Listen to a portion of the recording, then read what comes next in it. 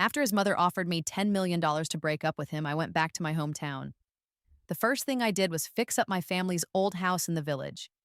I also bought my grandmother a huge flat screen TV. My plan was to live a quiet life, staying out of the way until the end of my days. I was sitting at the entrance to the village playing a game of chess with one of the old men when Leo's angry text messages started flooding my phone. "Your knight moves in an L shape, sir. You missed it again," I said, raising an eyebrow. The old man clicked his tongue. "Your phone won't stop buzzing. This move doesn't count." My name is Chloe Davis. I had spent 4 years as Leo Vance's assistant and, for all intents and purposes, his girlfriend. Finally, his mother decided to meet with me. It was my birthday, and he had booked a private room at a restaurant for us. But when I got there, it was his mother, not Leo, who was waiting. "Hello," I said politely. "Where's Leo?" She smiled gently. "Leo went to pick up Sophie. I thought I'd come ahead to have a word with you." My heart dropped at the mention of Sophie's name. Her tone was calm but firm as she continued. "I don't want there to be any loose ends between you and Leo by the time he and Sophie get engaged." So it was actually happening. The kind of over-the-top drama I'd only ever seen in movies was playing out in my own life. I kept my voice even. "What is it you'd like me to do?" She sighed softly, then spoke with a very deliberate gentleness. "I know you're a good girl, Chloe, but let's be realistic. If your name wasn't Chloe, Leo never would have hired you at the company. I understand it couldn't have been easy being a stand-in for someone else." I pressed my lips together. She wasn't wrong. My name was Chloe Davis, and Leo's longtime college crush was named Sophie Dane. Our names were similar, but I wasn't her. Leo's mother saw my silence and took it as hesitation. "You've been by Leo's side for years. I won't have you leave with nothing. This card has $10 million on it. Use it to build a new life for yourself."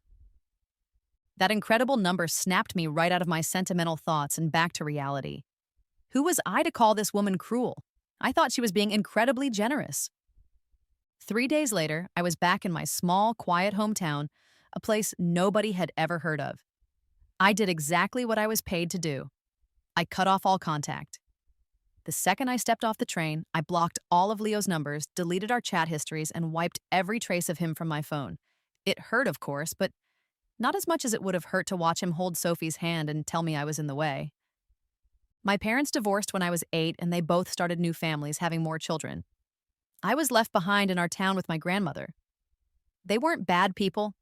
They sent money every month for my living expenses and school tuition. When it came to providing love and shouldering responsibility, I suppose each of my parents handled one part of the job. As a kid, I used to tell my grandma that I would make a lot of money and get our family back together. Grandma would just shake her head and say, "Even if you become rich, don't you give them a single penny. That money is what they owe you." After I graduated, I worked hard to make a life for myself in the city. My apartment had walls so thin I could hear my neighbor roll over in bed. Then I met Leo. He was patient with me and helped me learn and grow, and I really did. I still remember seeing him for the first time. I was at an interview with his company. He was sitting on the panel, his head down, flipping through a magazine. I was confident and well-prepared, and I delivered my introduction smoothly. "Good afternoon, everyone. My name is Chloe, and I graduated from XX University with a degree in business administration." He glanced up at me once, then stood up and walked out of the room. I remember thinking, what is his problem? Just as I was getting ready to leave and look for my next interview, I got a phone call telling me I was hired. It was a big company after all, fast and efficient. And just like that, I began a 4-year-long emotional entanglement with Leo Vance. When my grandmother saw me come home, she was overjoyed. She went right to the kitchen and made a big pot of my favorite stew, just like I remembered it. This time, I came back to my hometown with a clear plan. I did 3 things. First, I bought the land next to my grandma's house and built a big new villa. Second, I completely renovated her old house with new furniture, a modern kitchen, and that brand new big screen TV. And third, I invested in a local agricultural startup to help modernize farming in our village. When the flood of texts from Leo arrived, I was sitting at the village entrance, playing chess with an old man. "Uncle," I said, confused, "what do you mean the knight moves like a sun and the bishop moves like an eye?" The old man sighed dramatically. Oh, come on, girl. I was about to win. Your phone completely broke my concentration. I laughed. All right, uncle. Don't be a sore loser. I'm done for today anyway. I'm heading home. Grandma's probably waiting for me to eat. I packed up the chess pieces and stood up. As I walked away, I heard him call after me. Come back tomorrow, Chloe. Don't leave an old man hanging. I kicked at the fallen leaves on my way home. Just then, my phone rang. I answered it. It was Leo. Chloe, where are you? I could practically hear him grinding his teeth through the phone. I'm back in the village, I said casually. What for? And why did you block me without a word? Even though I wasn't his employee anymore, his familiar tone still made me a little nervous. I came home to grow vegetables, I answered. I'm starting a new life. You and Miss Dane can go on and live your own happy life now.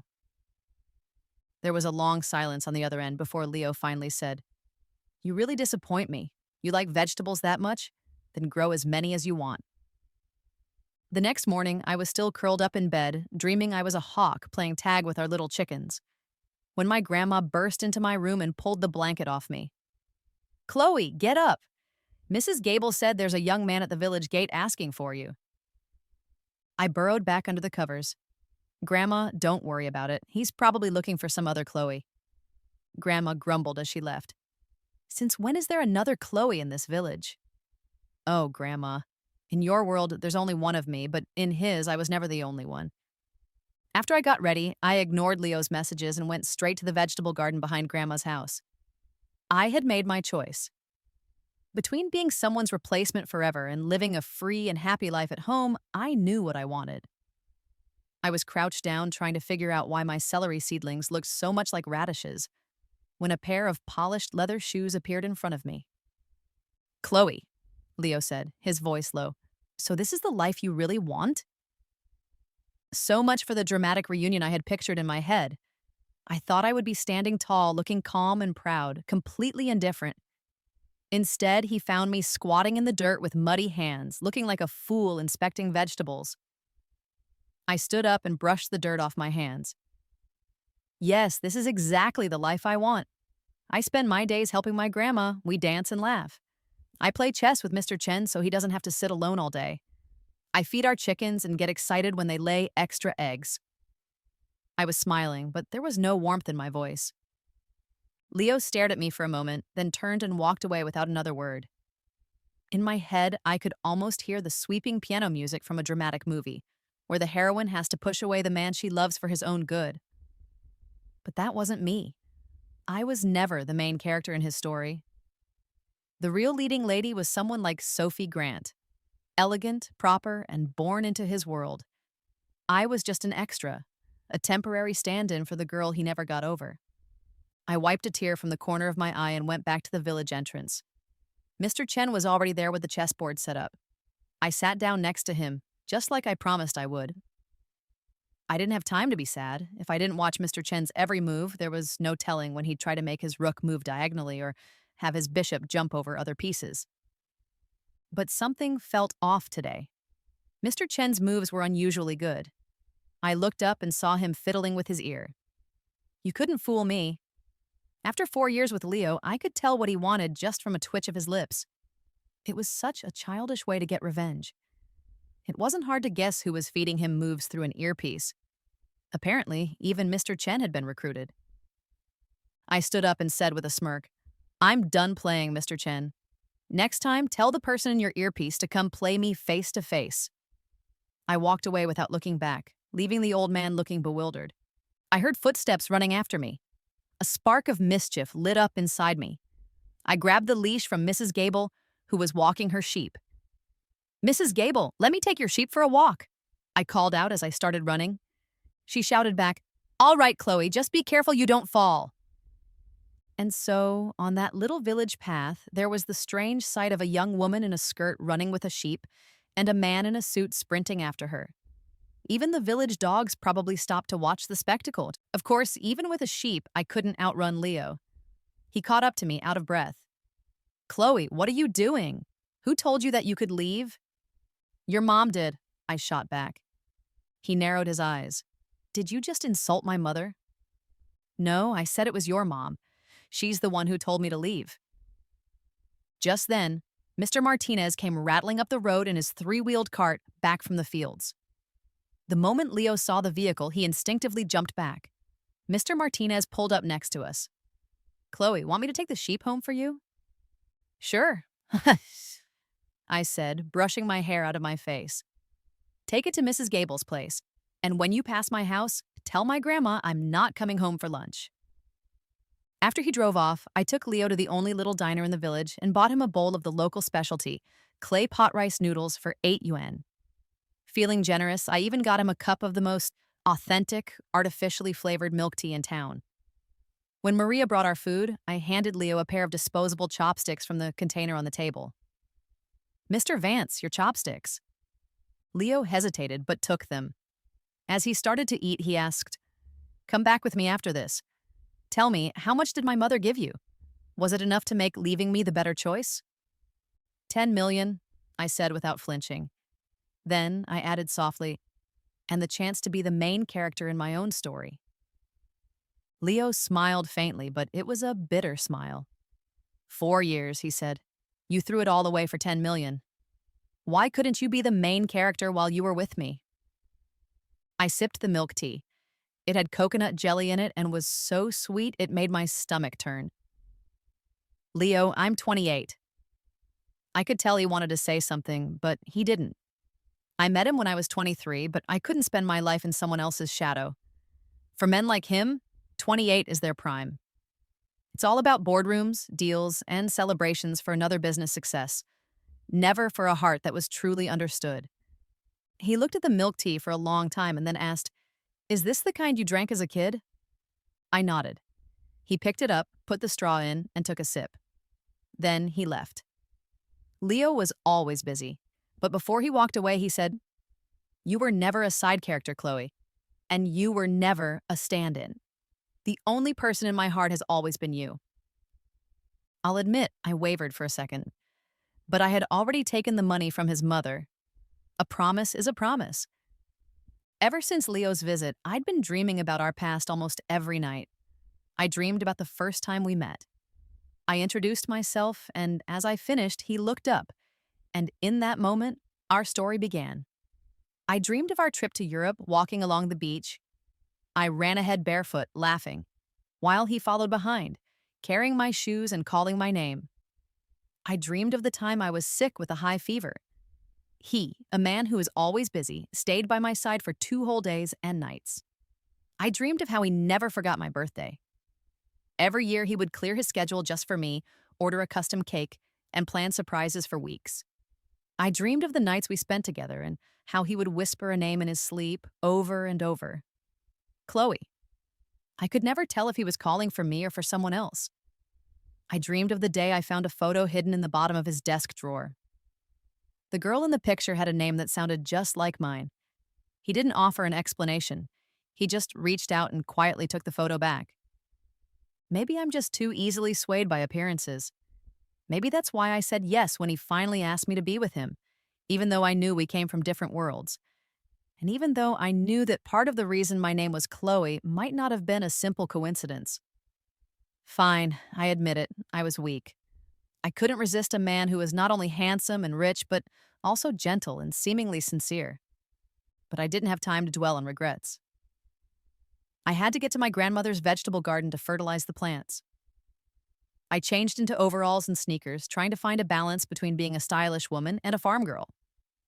After dragging my feet for 30 minutes, I finally put on my gloves, filled a basket with fertilizer, and set off like a determined little gardener. Honestly, this might be the outfit I've regretted wearing the most in my entire life.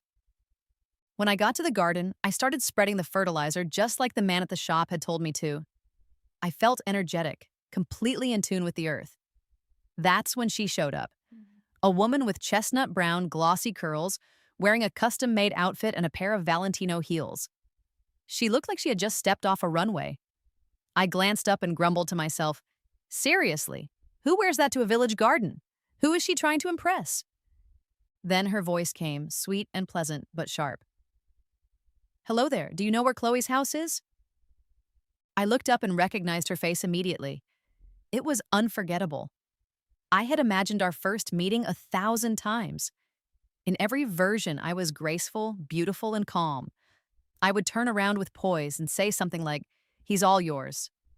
I never imagined I'd be wearing rubber gloves, holding a handful of fertilizer, dressed in childish overalls, with a basket strapped to my chest. I wanted to run, but there was nowhere to go. She looked at me with a slight smile and asked, "You're Chloe, right?"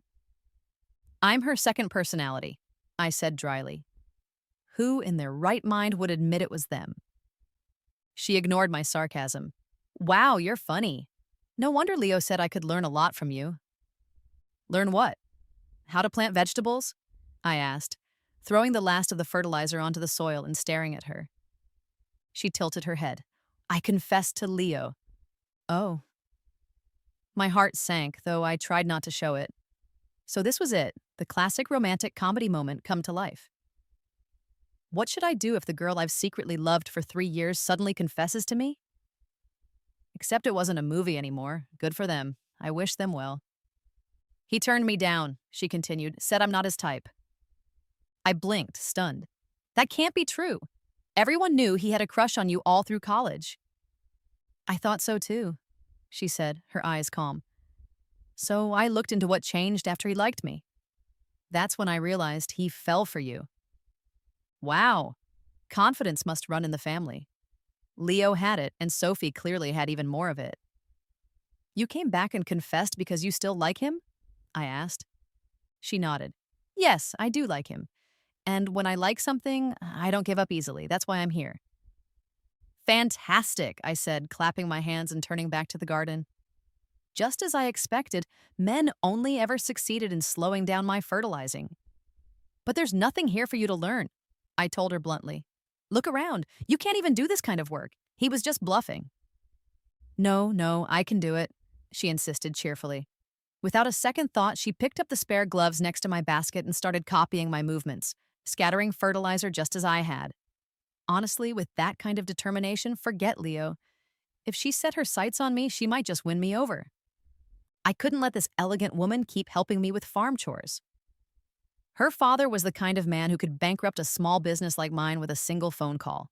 But she insisted, saying that once you start something, you should always finish it. I had to admit, every successful woman seems to have that kind of self-discipline. Left with no other choice, I lied and told her the garden was fully fertilized. I managed to coax her back to the house. When we arrived, Grandma was already waiting at the door. Sophie smiled brightly. "Hello, Grandma. I'm Sophie. Just like Chloe, our names even sound alike." Grandma chuckled. "Well, isn't that something? You two must be connected by fate." "Connected indeed. What kind of fate makes two women with similar names fall for the same man?" At dinner, Grandma and Sophie chatted like they were old friends, laughing as if they'd known each other for years. Honestly, I started to feel like the outsider. If this kept up, I wouldn't just lose my love life, I might lose my family too. I shoveled the last of my rice into my mouth, escaped to my room, and immediately unblocked Leo's number. I called him. "Leo," I snapped as soon as he answered, "you better come get Sophie out of here." From the sounds in the background, he was still at the office. I even heard the clink of a coffee cup before he calmly replied. "She asked me what kind of woman I liked. I told her to go see you. If she figures it out, she'll come home." What is that supposed to mean? "You still don't get it?" he said quietly. "I did used to have a thing for her. Maybe I even noticed you at first because you reminded me of her a little. But the one I love now is you." I felt my face flush and I hung up in a panic. Wait a minute. Could it be that I wasn't the stand-in? That I was the real deal? No. I shook my head, trying to get rid of that dangerous thought. I didn't have time for a love story that would go nowhere. If I turned 30 and still wasn't married, Grandma would chase me around the house with a broom. I was lying on my bed, lost in thought, when a knock on the door brought me back to reality. I opened it and was shocked to see Sophie, already changed into pajamas. "Sophie, do you think this is your house or something?" I demanded. "Where did you even get those pajamas?" "Grandma, thanks," she said cheerfully, taking my opening the door as an invitation. I packed them in my suitcase. I didn't see you bring a suitcase, I muttered. Oh, there was an old man at the village entrance. He kindly offered to bring it to your house for me. I gave him $100 as a tip, but he didn't want to take it. The people here are so sweet. I love it. I held my forehead completely speechless. This woman was going to single-handedly boost the village's GDP if she stayed any longer. Still, I let her stay. That night, she hugged my pillow and looked at me. Chloe, can I sleep on the inside? Why? I asked, already annoyed. I glanced at the wall where my phone was charging. It was generous enough of me to share my bed. Did she really have to take the charging spot, too? She looked a little uneasy. I can't sleep on the outside. It makes me feel unsafe. And so we ended up squeezed together on my small bed. Then she whispered, Chloe, when did you fall in love with Leo? To be honest, I had never really thought about when it started. When did I really begin to fall for him? I decided to tease her a little. Oh, it must have been when he brought me that watch from Paris I'd wanted for ages. Or maybe it was when he gave me that one-of-a-kind designer dress. Oh, and that ruby necklace he bought at the jewelry expo just because I glanced at it twice. Sophie sat up straight, staring at me with wide eyes. Did he ever tell you that during my exchange semester, he had my favorite breakfast flown in every morning and sent me flowers every week? Every time I threw a party, he paid for it. I blinked. Leo had never mentioned any of that. I looked at her. So why didn't you say yes back then? Sophie laughed, clearly having won this round in our silent battle over things I had never even known about. She lay back down, pulled the blanket up, and turned to look at me. Chloe, she said softly, people like us, when they spend money on you, it's usually a transaction. But when someone truly likes you, they'll give you their time. After she said that, she closed her eyes and fell asleep almost instantly. She looked so calm, like some kind of love expert. But I couldn't sleep. I tossed and turned all night, her words echoing in my head. When someone truly likes you, they give you their time. The next day, Sophie was already up and ready by the time I dragged myself out of bed. I found her in the chicken coop, helping my grandmother collect eggs. Sophie, I said in disbelief, are you serious right now? She shrugged. Thanks for the invitation. If I want to figure out what Leo ever saw in you, I have to start with your daily life. And so that day, Sophie followed me everywhere. From house chores to running errands, she did it all. Later that afternoon, we moved 2 reclining chairs onto the roof terrace and lay there, enjoying the breeze. I think I finally understand why Leo had a crush on you back then, I said. Sophie, chewing on a piece of fruit my grandmother had picked, looked at me curiously. Why is that? Because you actually suit him, I replied honestly. Your family background, your looks, your personality. You're cheerful and outgoing. You make sense with him. Sophie turned her head and asked quietly, and the two of you? Do you think a love between 2 guarded people like you is too fragile to last? More importantly, I said after a pause, his mother likes you. For people like you, the word compatible means everything. Sophie nodded. Exactly, that's why I like him. Because we're a good match. I gave a small smile and bit into the fruit in my hand. It was surprisingly sour. Sophie handed me a tissue to wipe my hands, then looked at me seriously. What about you? Why did you take the breakup money from Leo's mother? Do you really not love him anymore? I don't, I said. And at that exact moment, Leo appeared from the stairwell behind us, standing directly in front of me. His eyes were red. I tried to stay calm, even as my heart hammered in my chest. I looked at him and asked, "Why are you eavesdropping?" He didn't answer. 4 years. You can stop loving someone in just 4 years. I repeated, my voice colder this time. Why were you eavesdropping? Tell me, he said, his voice rough. Was it true, what you just said?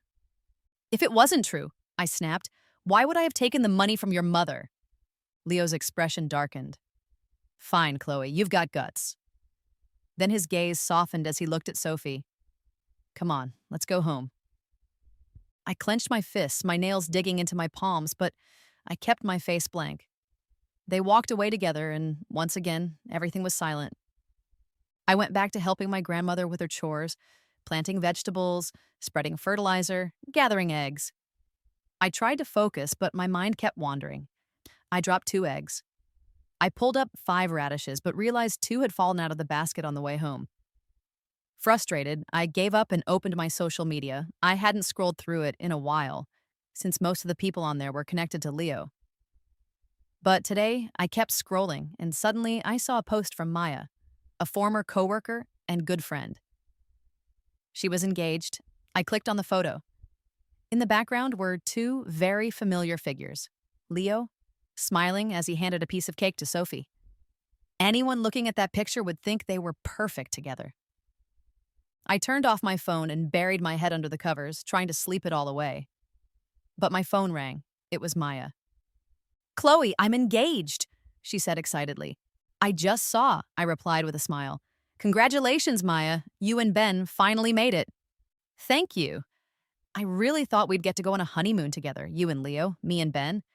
Are you two really not getting back together?" "Probably not." There was a pause, then she added, "No matter who you end up with, you have to come to my wedding and be my bridesmaid." "Okay, of course. I figured you didn't invite me to the engagement party because you had a special role saved for me." "Exactly. I just invited a small group for the engagement. I'll invite everyone else to the wedding." "Smart plan," I said warmly. Maya was quiet for a long time. I could hear her breathing, like she wanted to say something but couldn't find the words. Finally, she spoke. "Chloe, I really believe Mr. Vance loves you. Maybe he just wasn't ready for marriage yet. Are you sure you don't want to wait a little longer? It's been 4 years after all." I smiled and gently cut her off. "Let's not talk about me, Maya. Congratulations on your engagement. When your wedding day comes, I'll be sure to bring you a gift you'll love." As soon as I hung up, my phone lit up with a new message from Leo. "Maya and Ben are getting married. Are you coming back?" I replied, "Yes, and you shouldn't come. I promised your mother I wouldn't see you again." He sent one more message. "Fine. I'll have a surprise ready for you." The day before Maya's wedding, I returned to the city I had once called home for 9 years. Maya was waiting for me in the hotel lobby early that morning. As soon as she saw me, she rushed past her handsome fiancé and gave me a big hug. I should have been more excited, but Leo's message about a surprise had been bothering me. When I didn't see him at the entrance, I got even more anxious. Sure enough, Maya pulled me aside and whispered, a little guiltily, "Ben asked Leo to be a groomsman." I tried to stop it, but there was no way around it. She looked uneasy, but still linked her pinky with mine like we used to as kids. "Chloe, listen, if you're uncomfortable, just say the word and I'll have Ben switch him out, I swear." I forced a smile. "It's your wedding, Maya. We're all friends. I'll be fine."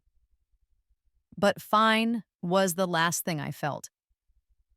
Leo's idea of a surprise was more like a full-on ambush. As we were talking, a sleek Rolls-Royce pulled up to the hotel. It was the kind of car that made an entrance. My heart sank. I had a feeling I knew who was inside. The driver got out and opened the door, and sure enough, out stepped a graceful, well-dressed, middle-aged woman in sunglasses. Leo's mother, my former boss's mother, my biggest obstacle. Just as I opened my mouth to tell her that my being there had nothing to do with her son, she rushed forward, grabbed my hands, pulled off her sunglasses, and started to cry. I blinked. "Excuse me." Maya stood behind me, shaking her head, clearly as stunned as I was. "Chloe," the woman said, her voice trembling. "It was my fault. I never should have tested your love with money. I was wrong." I stared at her, completely lost. I'd seen enough melodramas to know the script, but living it was something else entirely. I stammered, "Please, slow down, what happened?" She sniffled and clutched my hand tighter. "Leo said that if he couldn't marry you, he would go to the hospital and get sterilized." My eyes widened. So that was the surprise. I gently patted her hand. "Please don't cry. He was lying to you." She didn't budge. "Chloe, you're the only one. Leo is the only heir to the Vance family. Please, just come to the hospital with me. I swear, I see everything clearly now. I fully support your relationship. I mean it." And so, I ended up going to the hospital with her. Just as I suspected, Leo was sitting comfortably on a bench in the courtyard, sipping a Starbucks coffee his assistant had brought him. I turned to his mother and said softly, "Look, you see? He wasn't serious." Only then did she finally let out a sigh of relief. I walked over and stood in front of Leo. "Can we talk?" I asked. He stood up immediately and followed me to a quiet corner of the garden. With a grin, he said, "Don't worry. From now on, my mom is on your side." I looked him straight in the eye, my voice calm but firm. "Leo, this has gone on long enough. Please stop. I don't love you anymore." His smile vanished. "Chloe, why can't you see how much I've done for you? Is your heart made of stone?" he shouted. His voice rose so suddenly that I took a step back, startled. In all our years together, he had never lost his temper like that. "Why? How can you just stop loving someone after 4 years like it was nothing?" He saw the fear in my eyes and took a breath to calm himself. His voice softened as he repeated the question. "Do you remember our first year together?" I asked softly. "The time we went to your friend's party at that karaoke place?" Leo paused for a moment, then nodded. "Yeah, I remember." I looked at him, my voice calm but steady. "I left to go to the restroom, and when I came back, I overheard your friend asking you if you were only with me because of Sophie." You laughed and nodded, saying something like, "So even you figured it out." I heard everything. Leo opened his mouth to respond, but before he could, I continued. "I know I was selfish too. We were still in that honeymoon phase, and I kept thinking that maybe I was just filling the space she left, but you were so kind. You showed up right when I was lost, pulled me out of the darkness, and gave me a love that felt so real. I I didn't have the heart to question it. I didn't want to ruin something so beautiful." As I spoke, my voice started to tremble. The feelings I had bottled up for so long began to spill out. Leo, who had been listening silently, suddenly leaned forward, his voice anxious. "I'm sorry, but I think I can explain. Please, let me explain."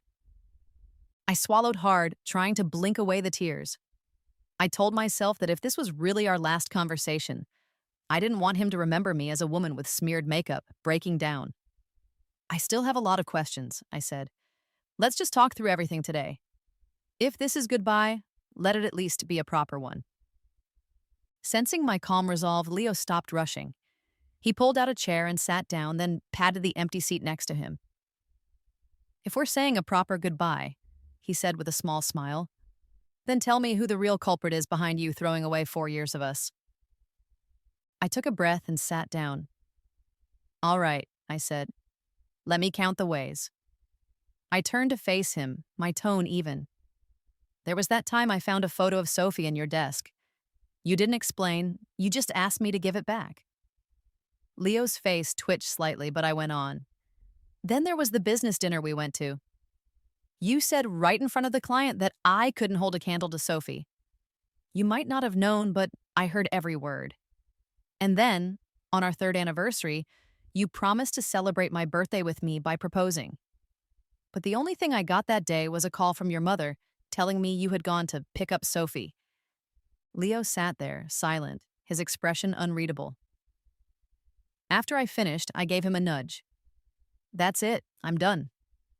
He nodded. "All right, then let me have my turn. And once I'm finished, you can decide if you still want to walk away." I nodded, giving him permission. "The first one," he said, "at the karaoke place. I only got halfway through answering my friend when you came back. We never finished that conversation." I looked at him. "And what was the rest of your answer?" Leo's eyes softened. "It was the turning point, the moment I realized how lucky I was to have met you." That answer stirred something in me. So maybe, just maybe, I was never a substitute. He continued. "As for Sophie's photo, yes, I had it in my desk. And yes, I asked for it back. But not because I wanted to keep it. I had forgotten it was there. It was a personal photo, and I just thought it should be disposed of properly." He turned to me, his expression sincere. "I should have realized how that made you feel. I truly didn't mean anything by it. That was my fault." Inside, I thought, Well, you asking for it back without a word did feel like confirmation that I was just a stand in. Still, I found myself waiting, hoping for what he would say next. I looked at him and asked, "All right, then what about what you said to the client? I couldn't have imagined that, could I?" Leo blinked. "Wait, you heard that? Why did you never say anything? Did you really think I didn't like you?" I tilted my head, half laughing through the sting. "Wow, Mr. Vance. Turns out I have better hearing than you thought, huh?" He looked utterly regretful as he explained. "That client, he's actually one of Sophie's obsessive admirers. He said he wanted to pursue you, and I told him what he really liked was Sophie's family background. I said you were nothing like her in that regard." Well, he wasn't wrong. That was the truth. I lowered my head, letting the hurt sink in for a second. Then he added, "But I don't care about your background. You, as you are more precious than all of that." Just like that, the sadness vanished. But Leo said nothing more after that. He stood up and said calmly, "All right, there's one final question. I'll answer it after Ben's wedding." The next day was Maya's wedding. We woke up early to help her with her makeup and joined her for the morning photo shoot in matching robes. We took countless pictures until the groom's party arrived. As expected, Leo was one of the groomsmen.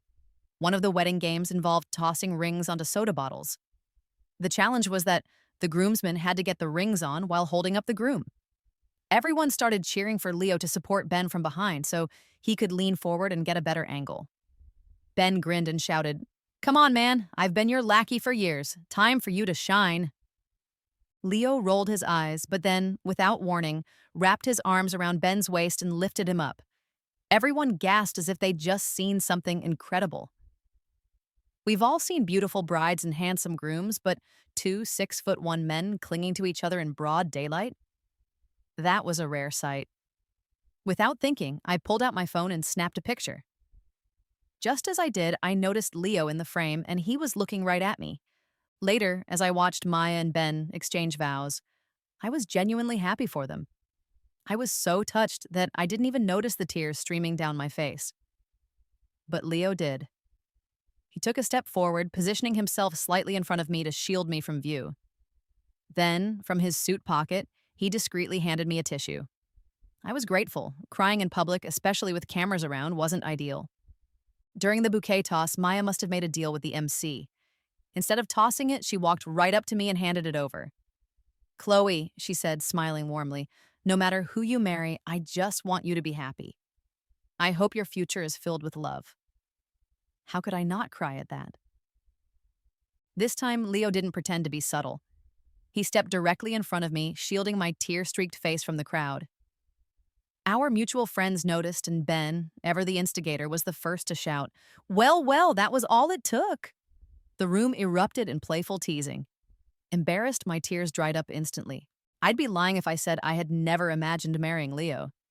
I had played that scene in my head countless times. He once casually asked me, "If I proposed on your next birthday, would you say yes?" I told him I might not, but in my heart, I secretly pictured it over and over. In that vision, he chose me not as a stand-in, but as someone he truly loved. As the evening ended, Maya, a little tipsy, walked with me to the door, her arm linked with mine.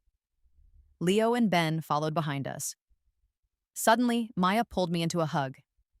"Don't leave," she whispered. "If you go, who will sneak out to the break room with me for gossip?" I blinked.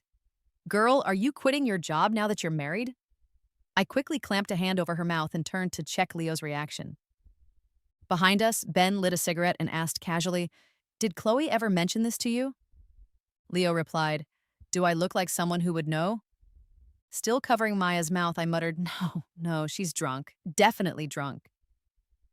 I had just handed Maya over to Ben and was about to get a cab to the train station. I needed to get back to the village. Leo said, "Why don't you stay a bit longer? Let's go for a walk." I replied, "A walk? If I don't leave now, I'll miss the last bus." "My car is restricted today, and if I miss that bus, I'll be stuck here," I explained. "I'll drive you," Leo offered. I gently pushed his arm away. There's still one unanswered question between us. You don't get to act close. So I went back to the village. There's something deeply comforting about being with my grandma, sitting on the terrace, sipping tea, and collecting eggs for her to make me fried rice. Those were the moments that felt real. Because I knew one thing for sure. I was Chloe, and that meant Grandma would always choose me, believe in me, and love me. I stopped by the agricultural company I was running in town. On my way, I passed the village entrance and challenged old Mr. Chen to another chess match. Once again, I won by a narrow margin, and once again, he tried to cheat. These small bits of rural life filled me with a sense of peace I hadn't felt in the city. Some people can balance love and a career, but when I'm unsure, my heart can't help but lean one way. Before someone chooses me with conviction, I can't help but question if happiness like this could ever really be mine, and if it could last. 2 days after Maya's wedding, I saw Leo again.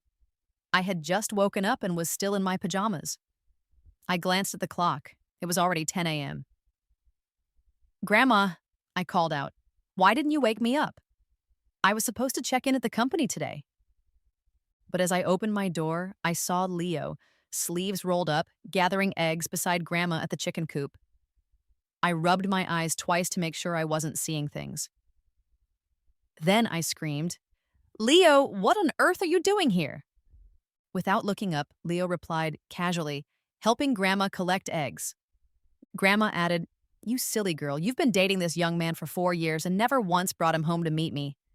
He had to come on his own, and he brought so many gifts, too." "We broke up," I said quickly.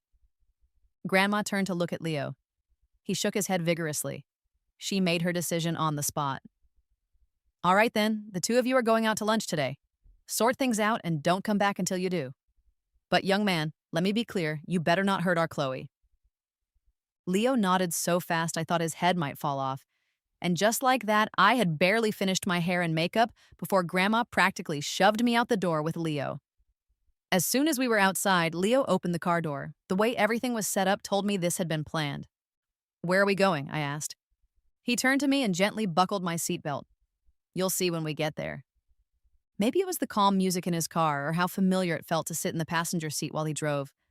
But somewhere along the way, I fell asleep. When I woke up, we were pulling up to the hot spring resort where we had taken our first trip together, and there, waiting at the entrance, was Sophie. She walked over to my side of the car and smiled. "Just wanted to let you know, I've officially given up on Leo. No need to feel bad, there are plenty of amazing men still chasing me." I looked at her amused. "Why?" Sophie flipped her hair. "Because even though I'm smart and beautiful, there's one thing I simply can't do." She leaned closer, her voice a playful whisper. "Your eyes are smaller than mine." I thought about it. And I've decided not to get surgery to shrink mine. I stared at her, stunned that I had leaned in so seriously to hear that. She laughed and added, all right. The truth is, I really think you're a wonderful person. I came today because I hope we can be friends." I smiled. "Of course we already are, but what do you mean you came today for?" Before she could answer, Leo finally spoke up. "I'm still standing here, you know. If I hadn't said something, you two might be off swearing sisterhood vows." Then, without hesitation, Leo reached out and took my hand. Strangely, I didn't pull away. Inside the hotel, there was a spacious open courtyard decorated beautifully with a quiet, romantic air. What delighted me most was the abundance of Mickey Mouse decorations scattered throughout. My favorite. Just behind the hotel was the sea with a dock for private yachts. Leo held my hand as we walked toward the marina. Halfway there, I realized Sophie was no longer with us. "Wait a second," I said, stopping. "Sophie didn't follow us." Leo looked back and said calmly, "She's already on the yacht, waiting for you." Still doubtful, I followed him. By the time we reached the dock, the sky had begun to darken. Just as we stepped onto the yacht, fireworks erupted over the water. I thought to myself, who goes to this much trouble for such an over-the-top proposal? And just as that thought crossed my mind, Leo dropped to one knee in front of me. I should have known. No one else could be this dramatic. Then I looked up, and the fireworks burst into images of our old photos together, lighting up the sky one by one.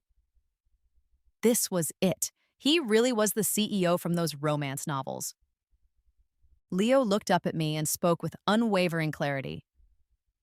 I know you've always had doubts about whether happiness like this can last, but I want you to know from the moment I told you my feelings, I saw my own heart clearly. The one I love is you. Tears welled up in my eyes. I lifted my gaze and saw Grandma standing at the far end of the yacht, smiling at me gently. Somehow, without me noticing, he had won her over too.